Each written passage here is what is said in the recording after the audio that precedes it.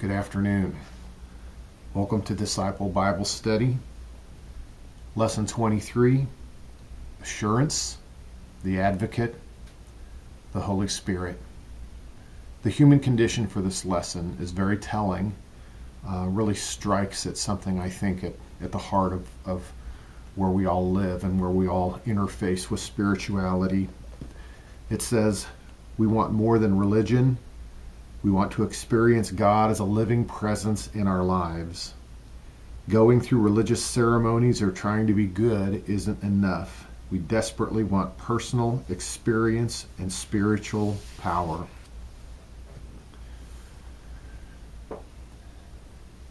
Your relationship with God, is it based on doctrines and rules? Or is there something deeper, something warm, something real?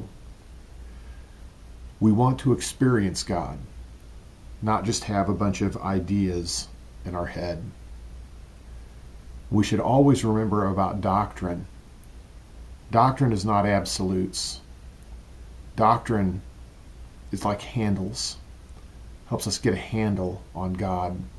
But I've come to believe that at least 80% of what we think we know about God is just going to slip away and fall off as we ascend into heaven, as we cross over the other side, as we leave the bounds of this earth. An awful lot of things that we think we know are going to just slide by as we come into the presence of God, and we know fully as we are now known by God. In the foot washing story in John 13, there's an awful lot going on. Think of this moment, all of the pressures coming to Jesus and what he focuses on. Judas is betraying him. The religious leaders are fuming. The disciples want to know who is the greatest. And Jesus decides to wash feet. He says to them, those that would be great in the kingdom must serve. And I want to ask you, how do you live out your life of service today? Has your faith moved past a few things that you believe and feeling smug and safe about having a ticket punched for heaven into living a life of service? The disciples want to know who's important. Jesus points them back into the world, back into the place where they can contact those in need. Somehow, again, God's mission in the kingdom is very much involved with us caring for one another and caring for others. We find in this session the promise of the Holy Spirit, the coming of the Holy Spirit. And let's take just a minute to talk about the difference of how the Holy Spirit works in the Old Testament as opposed to the New Testament. In the Old Testament, it appears that the Holy Spirit is given to particular individuals for a particular time. It would come upon them and they would do a task, and then it would leave until some other time. And so you have the Holy Spirit coming on Moses, on various judges, on Samson is a good example of the Holy Spirit comes upon him and he goes and he does something. And sometimes what they do doesn't even sound very holy, but the Spirit comes upon them and they're motivated and they lead and people follow them. The Spirit comes upon Saul, the Spirit comes upon David.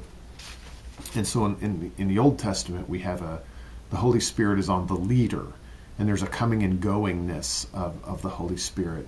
But in the New Testament, something new, something different happens. First of all, we see in John 3:34 that unto Jesus the Spirit is given without measure. Now think about that. As much as we believe in the incarnation, that Jesus is like us, he is both God and man, he has the Spirit without measure, without limitation. In John 20, he breathes on the disciples and says, receive the Holy Spirit. In Acts chapter 2, the Holy Spirit comes upon the disciples who are waiting and praying in the upper room. They have tongues of fire upon their head, and they go out into the town and they speak the gospel in the language of the folks that have come from various countries for a feast. In the New Testament, the Holy Spirit comes to all believers, and it sticks. It sticks around. He doesn't come and go.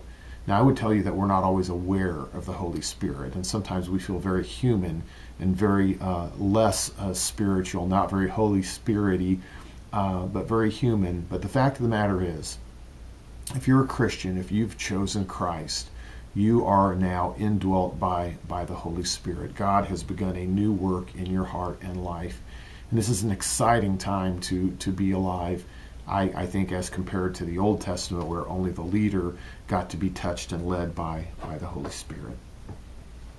Well, for some reason, this is in my notes, so I'm going to hold this up to you, about your world view. How do you see the world? Do you see the world as a dualistic place where good fights evil, where God fights the devil, faith and sin struggle, mind over body, good over bad, spirit over flesh, soul over body? Or are we, you and I, in contact with the victorious power? The resurrection has already happened. God is King. God is on the throne. This is our Father's world, and we are a part of this family, this body, this community that has a chance to touch the world. We're not fighting anymore some great battle. That battle was ended upon the cross. Christians really shouldn't see the world in a dualistic sense, but should understand that we are on the winning team. We have the momentum. We have the spirit. We have the power. And learn to live not in the fight and the struggle of a dualistic worldview, but learn to live with a sense that God is with us. And if God is for us, who could be against us? The Holy Spirit. What does the Holy Spirit do? In the absence of Jesus, the Holy Spirit makes him real. The Holy Spirit builds the character of Jesus within us. He is our counselor. He is our guide. He convicts us of sin. And there's a difference between conviction and condemnation. Humans often feel condemned.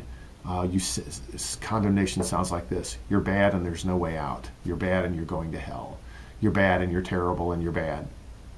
Conviction is different. The Holy Spirit convicts us of sin. Our heart might be touched or pulled as the Spirit shows us the sin. But there's always a way out. There's always a promise. There's always a direction. There's always a hope. So conviction doesn't crush us, but conviction points us back towards God and back out of the problem into a great future. The Holy Spirit teaches us to love one another. The Holy Spirit reveals to us that God is love.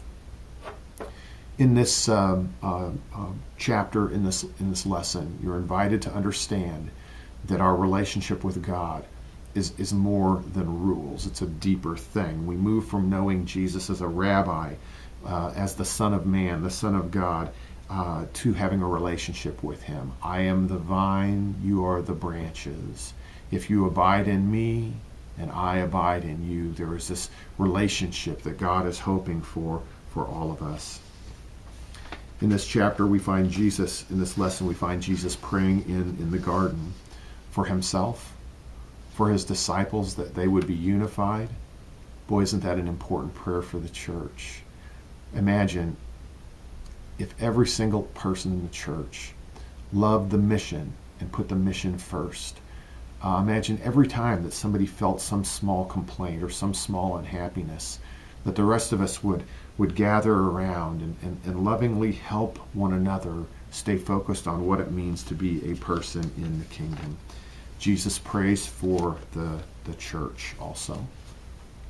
Finally, we end this lesson with a look at the Great Commissions.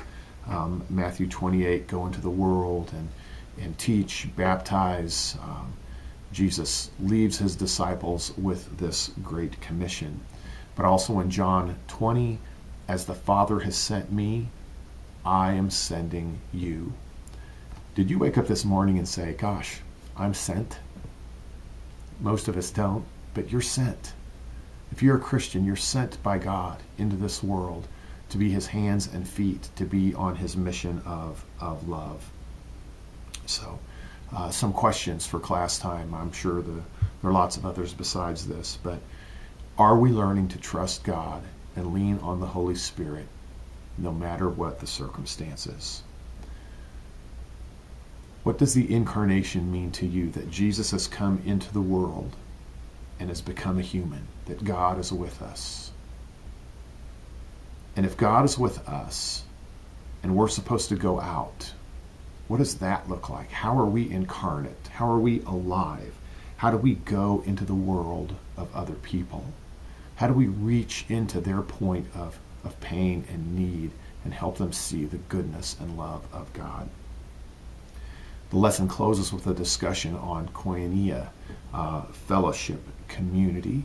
And I would encourage you to find ways to be connected in your church. Certainly your disciple class is a wonderful opportunity for you to make friends and have a sense of kinship and camaraderie.